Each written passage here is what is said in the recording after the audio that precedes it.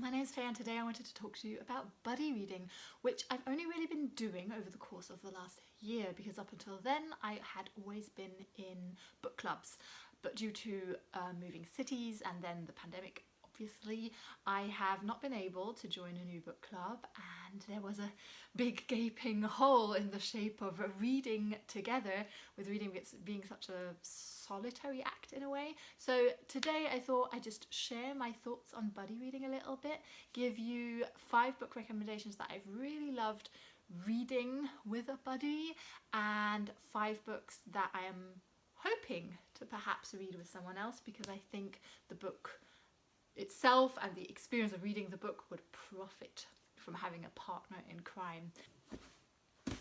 So I have 5 books that I have first-hand experience with buddy reading, and they sort of show the trajectory of my experiences with reading together with another person. Buddy reading, I don't know, has sort of become a term, but it isn't a very wild concept. It basically just means that you pair up with someone who wants to read the same book as you, and you schedule when you are going to read this book.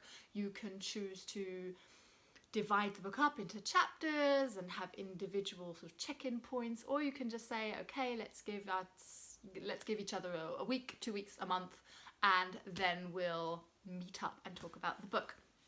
Now, Stories of Your Life and Others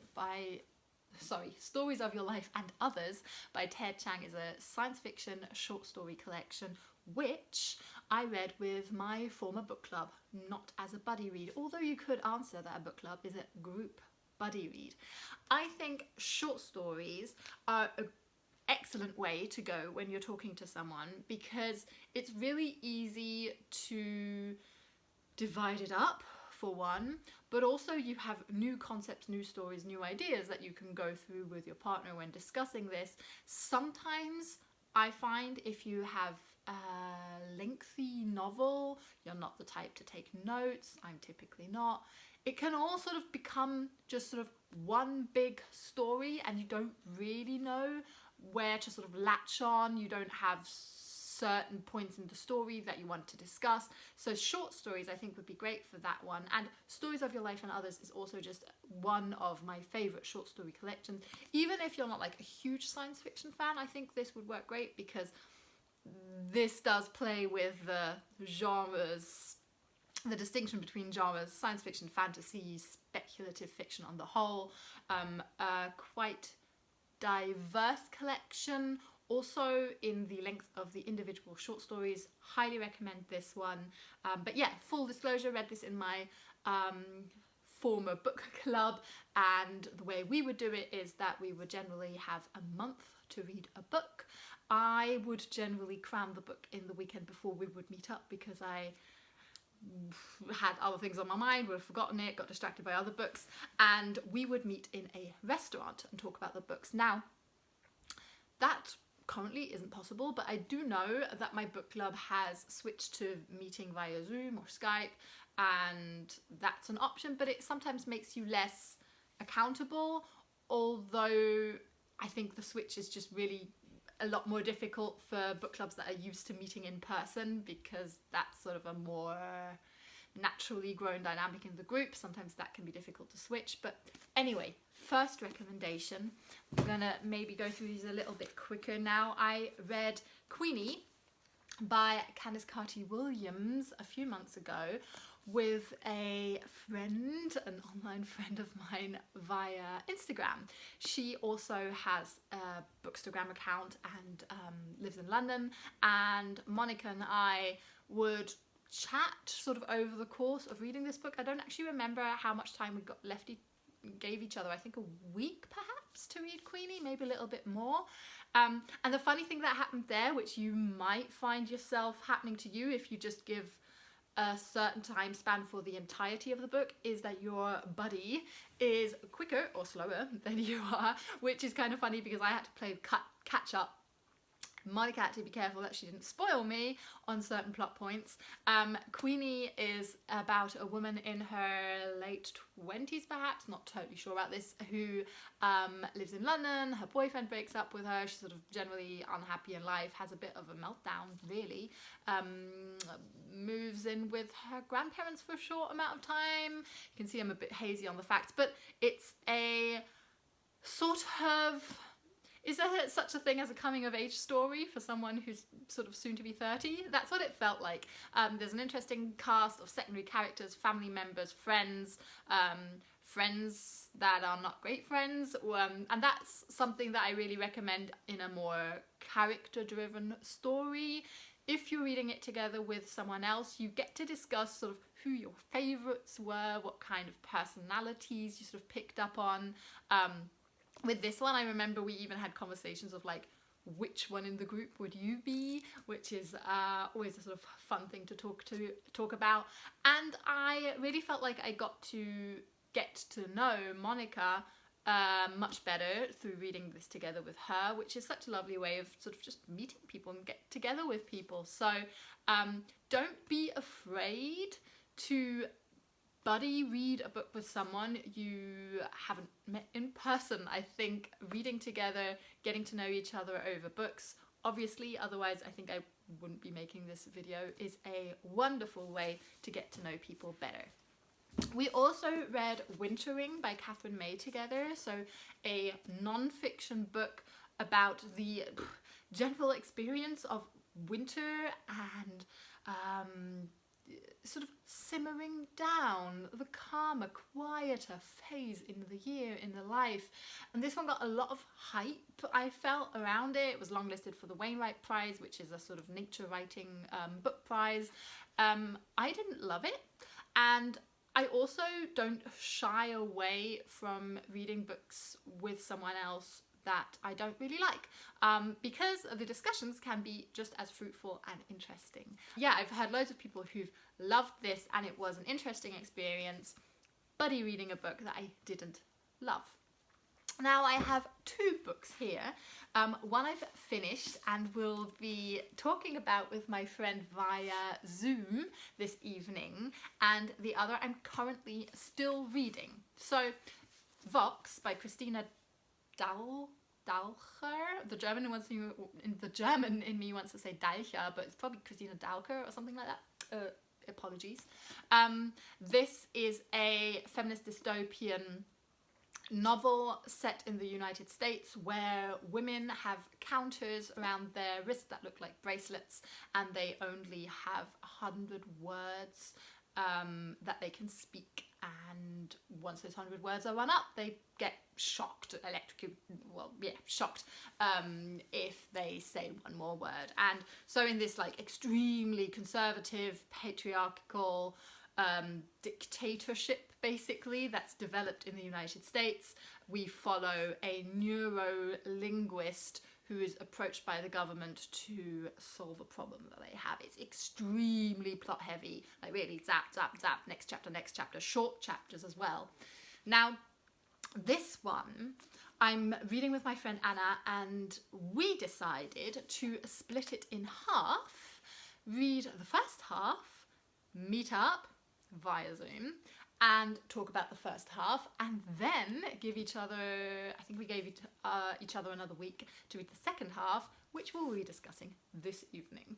Now, this I find, it sort of depends on the mesh with the person you have, but in the case of Anna and me, and we have read other books together as well, that worked really nicely because we really like to have this midway point where we discuss where do we want the story to go, where do we fear the story is going to go, and how are we getting along with the vibe generally, and that way it turns more into a sort of communal plotting guessing game. Like, I think that would be really fun, for instance, if you have a friend who really likes reading crime fiction or mystery, and then you could sort of agree on a point where you don't spoil each other and you've read the same amount of the story, and then you can talk about like, oh, who do you think did it? Who done it? So I thought that was really fun. Vox, I think, will appeal to many people. The neurolinguistic aspect of the story is interesting. I believe the author, yeah, she has a doctorate in theoretical linguistics, so she knows her stuff. For my liking, too plotty, too little character personality, but that's just my personal taste in reading, I guess. But yeah, really looking forward to this evening when I will be talking about this with Anna, and I have this suspicion that she didn't like the ending. She's really critical of endings on the whole, which is very, very fun to talk to her about, and I don't think she'll be pleased with how this ended either. And then I have another book that I would really recommend you buddy read, which I am currently reading, and that is The Panic Years by Nell Frizzell. Now, I am maybe a third through this now, and the subtitle basically explains what this is about. It's The Panic Years, Dates, Doubts, and the Mother of All Decisions. And that mother word is the giveaway, because Nell Frizzell in this talks about the, you know, typical question for women especially, but also men, in their flux, she calls it, the panic years. You know, those where you feel like your time is ticking, and if you want kids, you kind of have to start thinking about that more seriously. That's a topic that actually kind of hassles me out, stresses me out quite a bit. So I'm not sure currently, as far as I've gotten in the book, whether reading so many sentences where I'm like, yes, yes, yes again, whether that's calming me down, because I feel like what I'm experiencing, what I'm feeling is so normal. Everyone has this. I'm 31 now. I'm going to be 32 this year. It's all fine. Or whether it's stressing me out more because it is just feeding into this like paranoia and stress that I have going on. Not sure, but hey, I'm reading it together with another lady who is a little younger than me but has similar thoughts going on. Very classical, you could argue boring, but to me it's not boring, because that's what is happening in my brain when I lie awake at night. The age-old questions of career or children, but career and children, but when? And how much money do I need? And am I with the right partner? Am I in the right situation in life?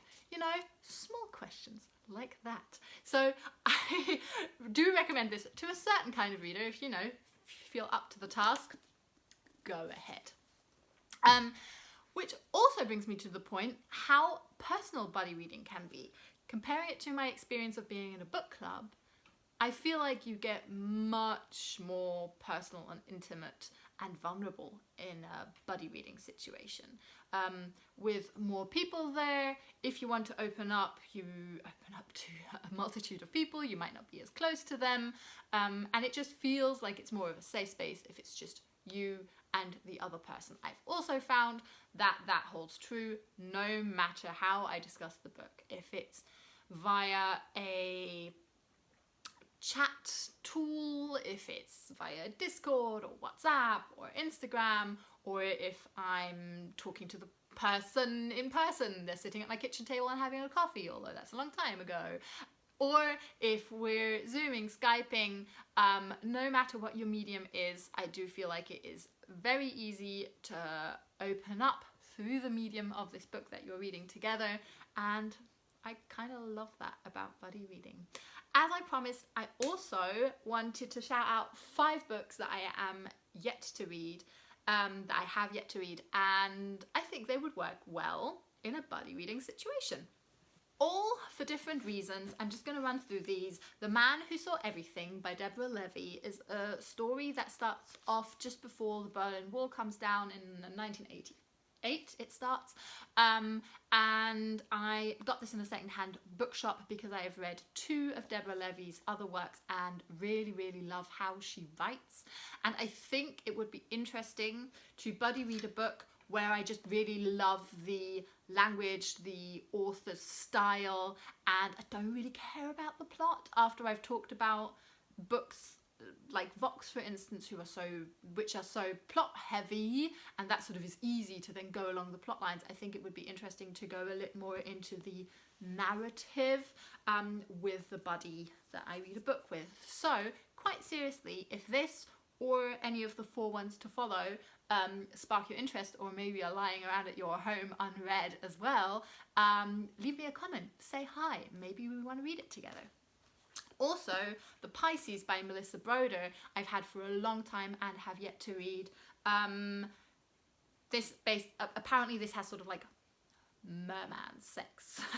So if you're open to that, I think it would actually be kind of cool to read such a weird book with someone who's not squeamish or doesn't have an issue talking about that kind of stuff. I've never read a romance book in a buddy reading situation, for instance, which I think would also be really fun. And this one, I believe, is sort of romance meets weird fiction, and I think that could just be a really cool one. Then I have Black Leopard, Red Wolf by Marlon James here. And the reason why I think this one would be great for me, narcissistically, as a buddy reading situation is because it's a really chunky, dense, super brutal fantasy novel. And I still have a bookmark in here at page 35. Oh, super cheesy bookmark. Yeah, so I got 35 pages in, I think maybe like a year ago, and then just gave up because having read only 35 pages is so gruesome, and I think it would be nice to have someone to hold my hand. Also, I'm not great at reading sort of chunky books, and this one comes in at over 600 pages, and maybe there would be a good way to break this up as well. So yes, again, if you have yet to read this and are interested in holding my hand through really, really horrible, gruesome, like torture, aggression, fighting scenes, like all the trigger warnings, maybe check those out beforehand, give me a shout. Then I have Year One by Nora Roberts. I was gifted this by friends of mine 2 years ago, which is embarrassing, 1.5. And the reason why I haven't read it in the last year is because it's about a pandemic, I believe. Nora Roberts is kind of known for lots and lots of romance fiction. I have never read anything by hers. I think it would be nice to talk about similarities, also talk about how science fiction and apocalyptic, post-apocalyptic fiction deals about things that we now can relate to a bit more, and we have knowledge about how the effect of a situation like that actually impacts us in real life. So yeah, interesting one. It does say book 1, Chronicles of the One, book 1, so maybe only pick this up if you are prepared to read a series, or if you don't mind reading a first book of a series and never picking up the rest, which would describe me quite accurately. And then finally I have In Your Defense by Sarah Langford, which is a non-fiction book written by a barrister about her work, basically. So I just think that's really cool, reading about other people's jobs that I generally have very little idea about. I studied forensic psychology, so sometimes in my very sort of high and mighty arrogant moments, I think that I know more than the totally detached person who has like zero experience in that field, but I think that's probably absolute rubbish and I have no clue, and I think this would be a really cool one to read. I think she basically just talks about cases that she's had in different criminal courts, and now I'm getting distracted because I have a book in my hand and I want to read, but yeah, so I will stop myself. Non-fiction I think is a more difficult one to read in a book club setting or a buddy reading setting, because generally people are less critical about non-fiction. I find there seems to be this effect that people go, oh, well, it's non-fiction, it's all true, I can't say that I didn't enjoy the reading experience. Which, again, books are books, reading is reading, criticize away. So I think it would be interesting to read this with someone who maybe also just has a really, really different job to me, perhaps, or is coming at this from a totally different angle than me, or maybe even to read this together with someone who is working in the sort of legal field. I don't know. I really think who I read this with, which type of person I read this with, would really alter my experience of reading this non-fiction book, and I think that is such a nice and true thing about buddy reading on the whole. So there you have it, 5 books, 5 that are tried and tested, which work great for buddy reading, and 5 that I will hopefully buddy read in the future. Buddy reading is such a nice way to stay connected, get to know the other person, and has really helped me out in this last year, actually. So I hope you try it out if you haven't yet. Share your experiences down below and let me know if you want to read any of the 5 books that I mentioned. Bye guys!